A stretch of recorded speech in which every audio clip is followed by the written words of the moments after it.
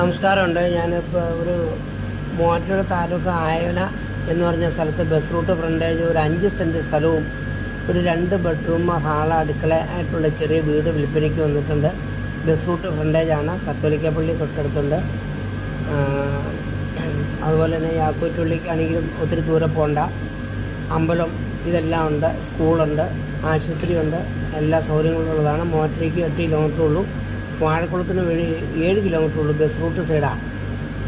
Vazhakulam Kothamangalam bus റൂട്ടാണ് കേട്ടോ. ഇപ്പോൾ ഇതിന് ചോദിക്കുന്ന വില 13 ലക്ഷം രൂപയാണ്. നെഗോഷ്യബിളാണ്.